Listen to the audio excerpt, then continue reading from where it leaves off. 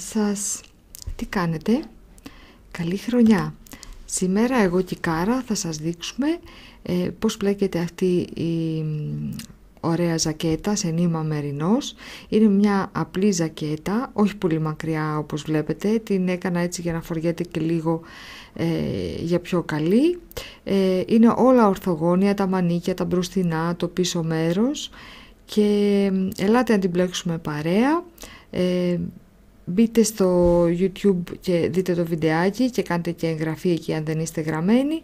Επίσης γραφτείτε και στο Facebook, όπου είμαι Mary Stories, ενώ στο YouTube είμαι Μαρία Γράσια, όπως το όνομά μου. Πάμε λοιπόν να πλέξουμε την ζακέτα και να δούμε από τι αποτελείται. Από δύο μπροστινά ορθογώνια. Αρχίζουμε να πλέκουμε διαγώνια αυτό το σχέδιο, από γωνία σε γωνία, αυτό που λένε οι Άγγλοι, και έχουμε λοιπόν δύο μπροστινά, ένα πίσω μέρος. Θα κάνουμε μετά και πατηλέτα στα μπροστινά κομμάτια, δύο μανίκια επίσης ορθογώνια, που σημαίνει το φάρδος τους είναι ίδιο από επάνω μέχρι κάτω.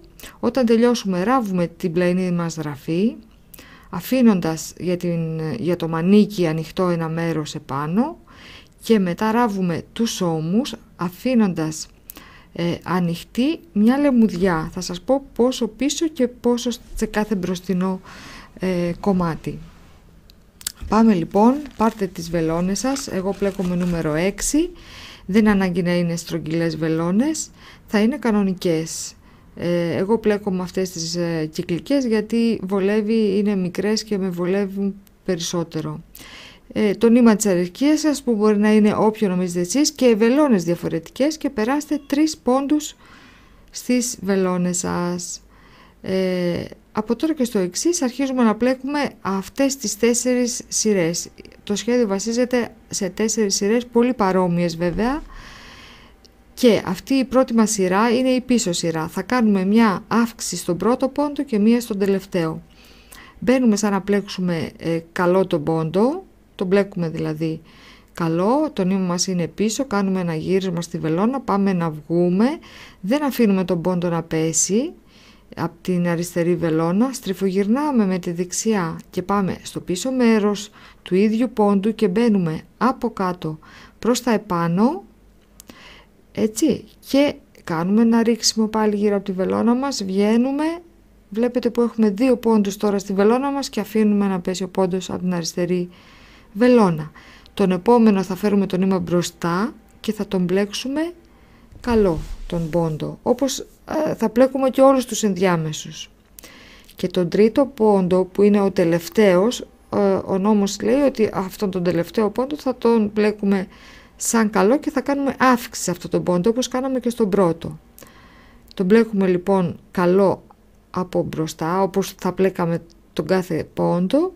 Δεν πέφτει από τη βελόνα μας από την αριστερή ο πόντος, μπαίνουμε από πίσω και τον μπλέκουμε και από την πίσω πλευρά και βγαίνουμε και έχουμε 5 πόντους στη βελόνα μας. Και πάντοτε θα έχουμε έναν μονό αριθμό, αφού ξεκινήσαμε με ένα μονό αριθμό, και σε κάθε πίσω σειρά αυξάνουμε 2 πόντους, ένα στην αρχή και ένα στο τέλος. Τώρα θα πλέξουμε την δεύτερη σειρά, που είναι στην μπροστινή πλευρά, η καλή πλευρά του πλεκτού μας, και θα πλέξουμε όλους τους πόντους μας καλούς. 1 και τους 5. 2, 3, 4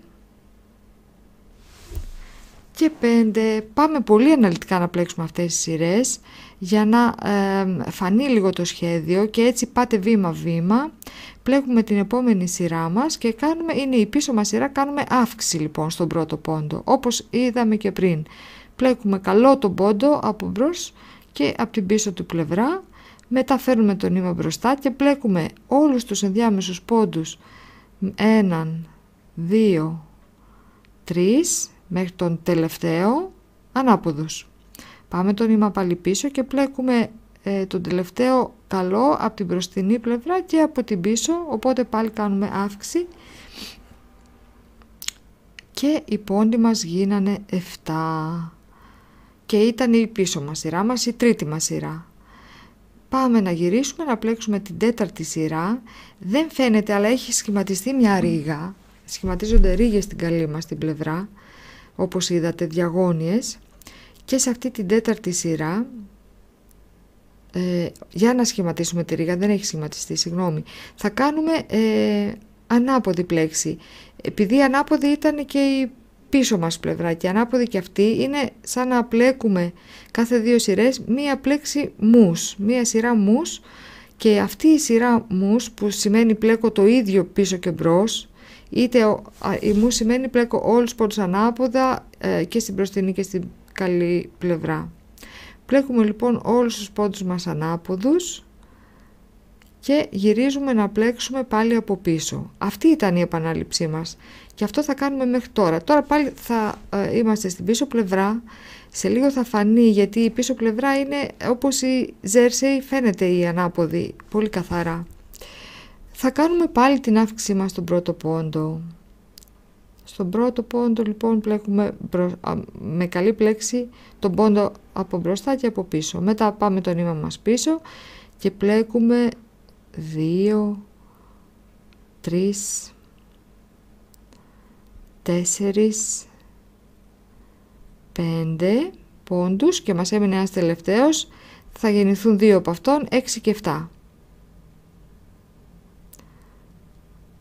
Κάναμε λοιπόν την αύξησή μας, έχουμε 7 πόντους, θα γυρίσουμε να πλέξουμε την επόμενη σειρά μας.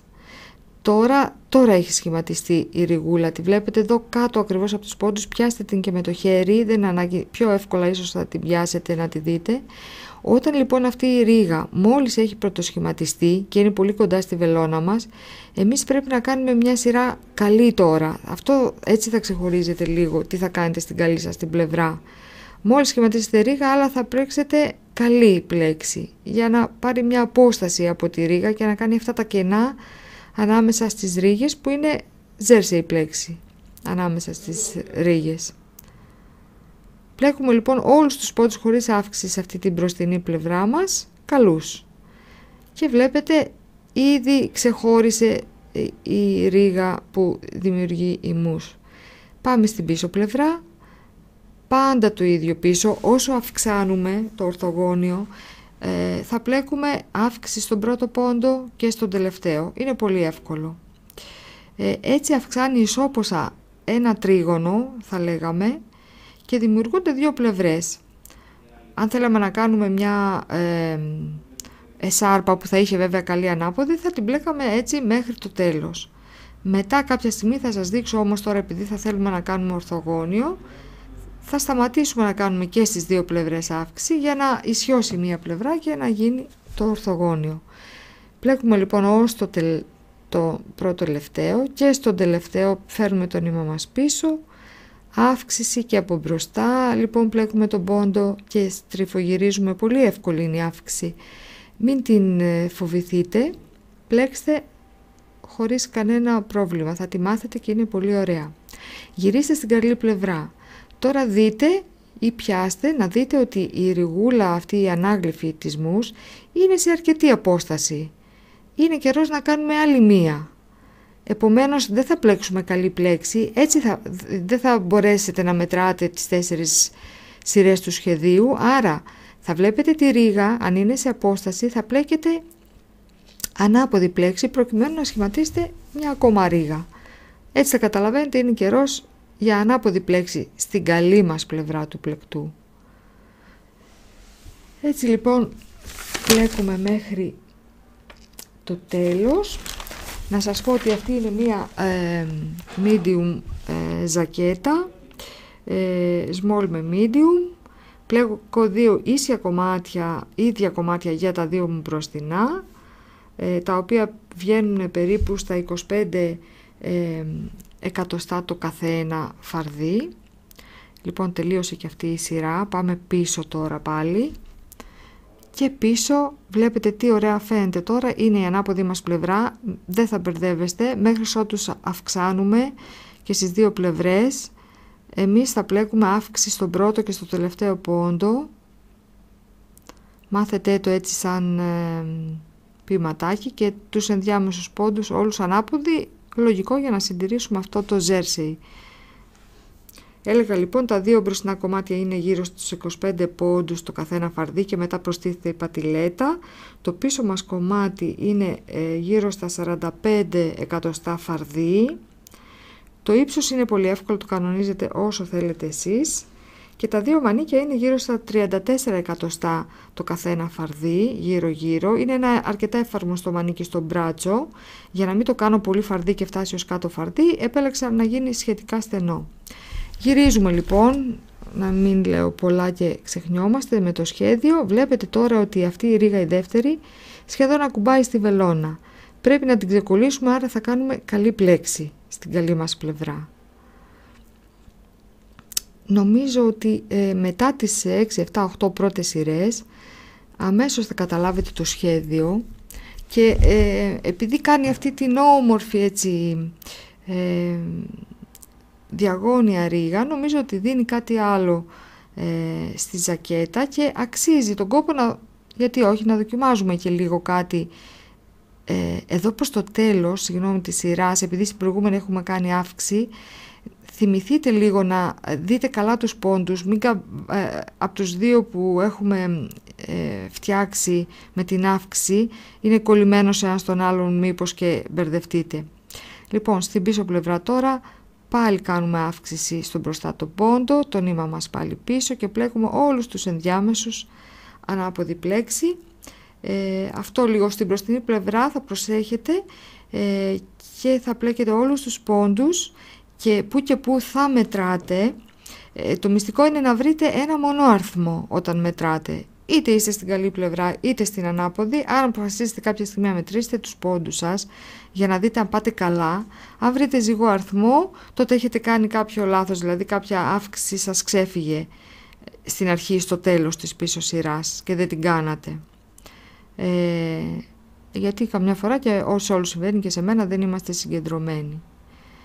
Αν λοιπόν βρίσκεται μόνο αριθμό, είναι όλα ok.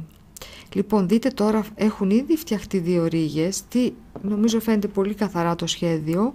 Βλέπετε τώρα ότι η ρίγα μας είναι σε απόσταση τώρα στην καλή πλευρά, άρα καιρός να κάνουμε ανάποδη. Αυτό είναι λοιπόν, να σας δείξω τώρα ένα μεγαλύτερο κομμάτι που έχω πλέξει και βλέπετε και εδώ μόλις έχει σχηματιστεί μια ρίγα κοντά στις βελόνες μου, άρα πρέπει να κάνω μια καλή πλέξη τώρα για να ξεχωρίσει. Το κομμάτι έχει μεγαλώσει αρκετά. Αυτές οι κυκλικές βελόνες έχουν λίγο αυτό το βάσανο, μαζεύουν πιο δύσκολα τους πόντους εκεί μπροστά. Λοιπόν, δείτε τώρα λίγο αυτή η πόντη είναι λίγο κοντά ένας στον άλλον. Προσεκτικά πλέξτε και τους δύο πρώτους πόντους που είναι της αύξησης και πλέξτε ξεκούραστα μέχρι να φτάσει η μία από τις δυο σας πλευρές στο φάρδος που θέλετε. Αν πλέκετε μπροστινά, όταν μία από τις δύο πλευρές φτάσει τα 25 εκατοστά, μετρήστε με τη μεζούρα, ή αν πλέκετε το πίσω μέρος που είναι αρκετά μακρύ, θα αργήσετε να το φτάσετε, θέλει 45 εκατοστά, τότε θα σταματήσουμε να κάνουμε αύξηση στη μία από τις δύο μας πλευρές. Ούτως ή άλλως δεν έχει σημασία σε ποια από τις δύο. Θα σας εξηγήσω. Μία θα γίνει το κάτω μέρος και μία θα γίνει το μέρος που υψώνεται να κάνει το ορθογώνιο. Πλέκουμε λοιπόν όλο καλή πλέξη. Έκανα νομίζω μείωση εδώ ή δεν πήρα χαμπάρι. Τέλος πάντων πάμε να κάνουμε καλή πλέξη ως το τέλος. Και ας το βάλουμε το κομμάτι κάτω λίγο να το δούμε καλά. Εδώ αριστερά που κρέμεται και το νήμα, έτσι πως το κρατάω εγώ τώρα, είναι η αρχή μας. Λοιπόν, όταν θέλετε να τσεκάρετε το φάρδος, θα το αφήσετε κάτω έτσι απαλά και θα μετρήσετε με μια μεζούρα το φάρδος. Της μία από τις δύο πλευρές δεν έχει σημασία. Είπαμε η μία θα υψωθεί, η αριστερή μου τώρα θα υψωθεί και η δεξιά μου θα κλείσει για να ισιώσει. Παρ' όλα αυτά με ένα μαγικό τρόπο οι ρίγες θα συνεχίζουν να φαίνονται έτσι όμορφες και να δημιουργούνται, παρότι στη μια πλευρά εμείς τώρα θα κάνουμε μείωση, κάτω δεξιά τώρα εδώ που βλέπουμε θα ισιώνει και στην άλλη μας πλευρά θα μεγαλώνει. Στην αρχή της επόμενης σειράς μας λοιπόν θα πλέξουμε 2 πόντους μαζί καλούς. Δεν θα μπείτε στον πρώτο, θα μπείτε στον δεύτερο και θα πάρετε και τον δεύτερο από την αρχή και τον πρώτο και θα τους πλέξετε καλούς. Πολύ απλή μείωση. Και μετά το νήμα μας πίσω και όπως σε κάθε ανάποδη πλευρά όλους τους ενδιάμεσους πόντους πλέκουμε ανάποδοι. Θυμηθείτε να βάλετε και ένα σημάδι εκεί. Πάμε ανάποδη λοιπόν ως το τέλος. Τώρα που ισιώνουμε και μέχρι να φτάσει η άλλη μας πλευρά τόσο ψηλή όσο θέλουμε, θα κάνουμε στην αρχή πάντα κάνουμε μείωση και στο τέλος ό,τι κάναμε και πριν, αύξηση, για να συνεχίζει να υψώνεται η μια μας πλευρά. Πάντοτε στην ανάποδη οι αλλαγές. Στην καλή πλευρά τίποτε. Βλέπετε που έβαλα σημάδι εγώ στην αρχή εκεί που έκανα τη μείωση. Θα θυμάμαι ότι σε αυτή την πλευρά πάντα μειώνω. Αν και σε λίγο θα φανεί και θα δείτε τι εύκολο που είναι. Στην μπροστινή μας πλευρά συνεχίζουμε το σχέδιο. Τώρα χρειάζεται να κάνουμε μους, γιατί η ρίγα μας είναι μακριά. Θα δημιουργήσουμε μια ακόμη, άρα πλέκουμε όλους τους πόντους ανάποδους. Εύκολη σειρά. Αυτό είναι το σχέδιό μας. Φτάνω προς το τέλος, εκεί που έχω βάλει το σημάδι μου και μόλις γυρίσω θα κάνω πάλι μείωση. Απλώς έχω το σημάδι για να θυμηθώ ότι εδώ είναι η άκρη που κάνω μείωση. Δεν έχει σημασία να είναι ακριβώς στον πόντο το σημάδι, σημασία έχει να βάλτε αυτό το σημάδι και αφήστε το σταθερά σε αυτή την πλευρά. Λοιπόν, γυρίζουμε στην ανάποδη και πάντοτε στην αρχή, αν δείτε κιόλας, έχει ήδη πάρει να ισιώνει. Μπείτε πάλι και στους 2 πόντους μαζί, τους 2 πρώτους πόντους, στον δεύτερο μπείτε και πάρτε μαζί και τον πρώτο και πλέξτε τους μαζί σαν ένα καλό, σαν να πήρατε 2 νήματα κατά λάθος μαζί. Μετά πάλι το νήμα μπροστά και όλους τους ενδιάμεσους μέχρι τον τελευταίο ανάποδη. Ό,τι κάνουμε στην πίσω μας πλευρά. Και από εδώ και πέρα είναι εύκολο το σχέδιο. Μην το φοβηθείτε. Θυμηθείτε ότι δεν έχουμε ούτε να σκεφτούμε για μειώσεις μας χάλης ούτε για τίποτα άλλο. Απλώς έχουμε στη μία πλευρά να ισιώνουμε και στην άλλη να αυξάνουμε. Έως ότου και η άλλη πλευρά φτάσει στο ύψος που θέλουμε. Εγώ τη ζακέτα την έχω κάνει 46, 48 πόντους ψηλή. Αν θέλετε εσείς παραπάνω, πιο μακριά να είναι η ζακέτα σας, θα κάνετε πιο μακρύ κομμάτι. Και θα συνεχίσετε λοιπόν να υψώνετε.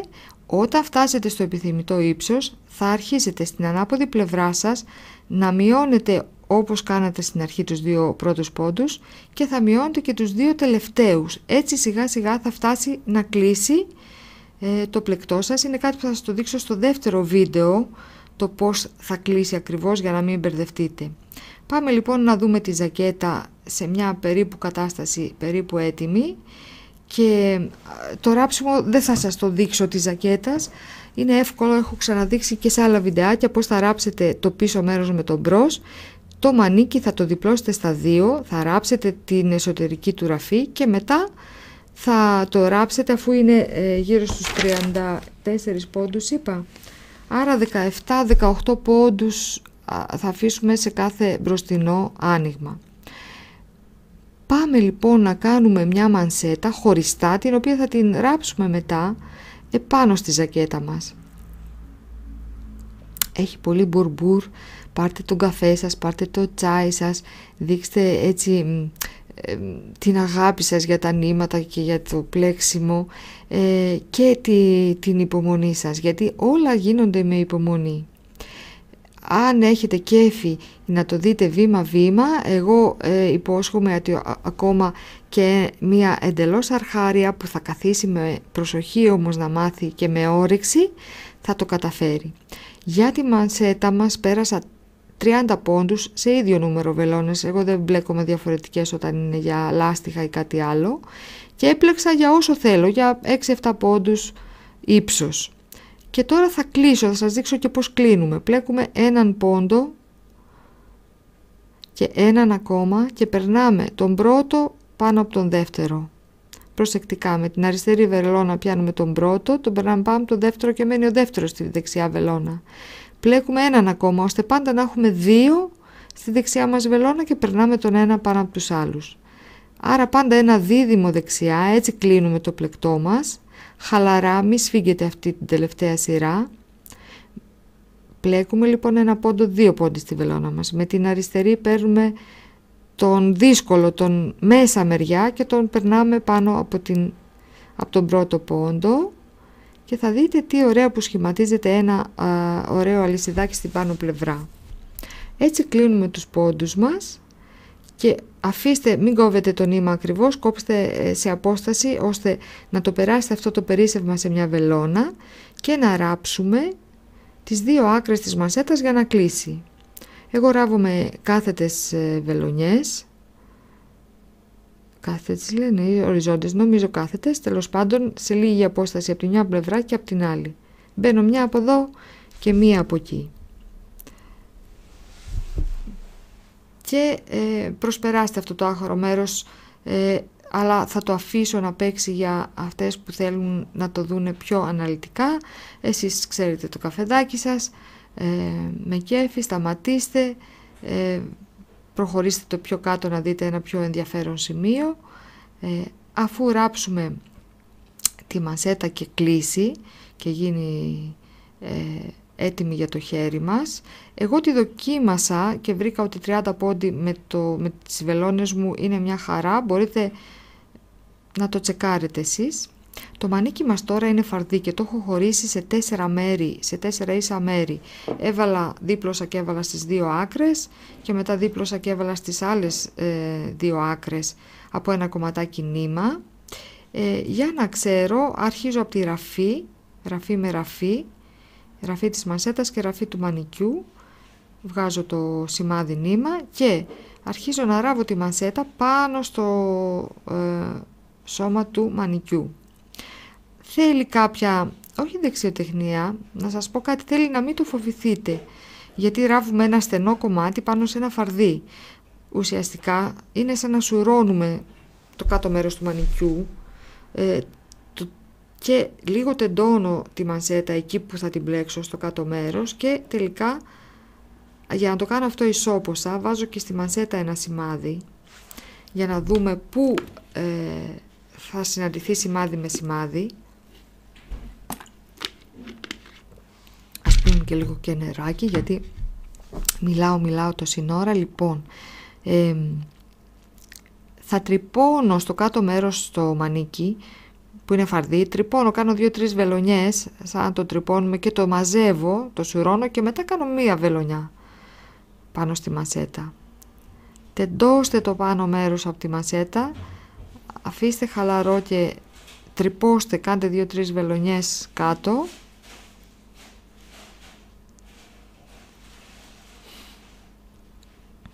Ωραία.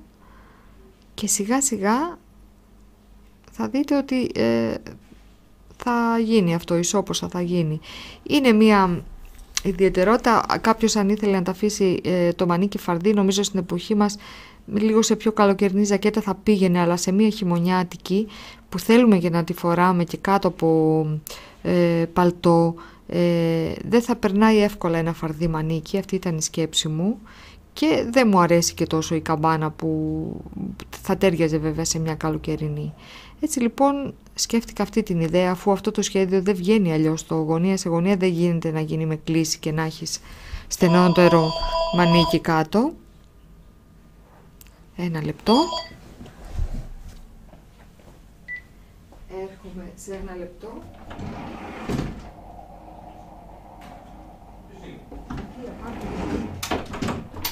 Και πάμε λοιπόν,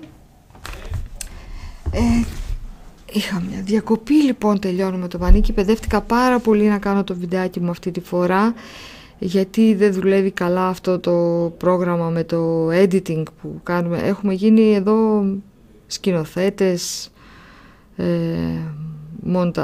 κάνουμε μοντάζ, κάνουμε όλοι αυτοί που κάνουν βιντεάκια.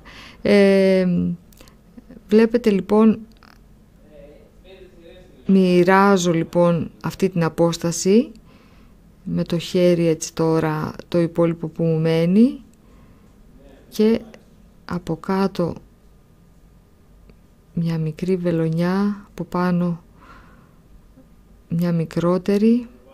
Έτσι θέλει να τρυπώνουμε λίγο, όχι κάθε φορά, αλλά κάθε φορά που νομίζουμε ότι πρέπει να το μαζέψουμε ουσιαστικά το κάτω, να το σουρώσουμε. Όπως θα είχαμε αν το ράβαμε, θα σουρώναμε λίγο για να ταιριάξει το ένα μέρος με το άλλο.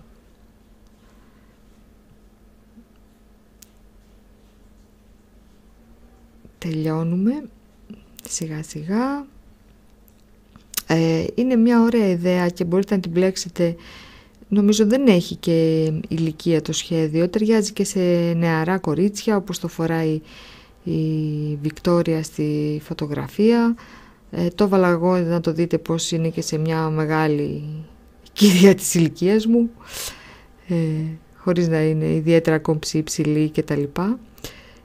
Και πάνω απ' όλα νομίζω ότι είναι τόσο χαρά πια να φοράς κάτι δικό σου. Τελευταία έχω γίνει πολύ παράξενη με την αγορά. Όσο ξεκόβει κανείς, τόσο φεύγει από τα πράγματα και αφοσιωμένη εδώ στο πλέξιμο και στα νήματα, νομίζω έχω γίνει σχεδόν κάθετη να φοράω πραγματικά αυτά που φτιάχνω. Είδατε που φτάσαμε προς το τέλος και έχει κλείσει μια χαρά γύρω το μανίκι, χωρίς να βλέπω εγώ τουλάχιστον κάποια τρύπα και χωρίς, τώρα μπροστά στην κάμερα δεν έκανα και κάποια ιδιαίτερη προσπάθεια, το έκανα σχετικά άτσαλα και πιστεύω πως έτσι λίγο όταν το κάνουμε λιγότερο σφιγμένα, οτιδήποτε γίνεται πιο εύκολα. Κρύβουμε και το νήμα μας, πάμε λίγο μπρος και πίσω και μετά το κόβουμε. Στο επόμενο βιντεάκι θα σας δείξω πώς γίνεται ο γιακάς και η πατηλέτα που θέλει μια προσοχή. Ο γιακάς είναι ωραίος, πλούσιος, είναι ένα ορθογώνιο επίσης. Σας ευχαριστώ πολύ που μου κάνετε παρέα. Θέλω τα σχόλιά σας, να μου πείτε πώς σας φαίνεται, αν έχετε εσείς κάποια άλλη πρόταση δείτε την και πάνω που σε μένα, προτού βάλω το γιακά που την έκανα κάποια πρόβα, για να δω πόσο θέλω να ράψω και τη λεμουδιά μου, γιατί εγώ ήθελα τελικά, τώρα είναι λίγο ανοιχτή, όταν προσθέσω το γιακά θέλω να είναι λίγο πιο μαζεμένη η λεμουδιά μου και θα τη ράψω λίγο παραπάνω, θα σας πω πόσο ακριβώς. Μέχρι το επόμενο βιντεάκι να είστε καλά, να πλέκετε για τα αγαπημένα σας πρόσωπα. Γεια σας!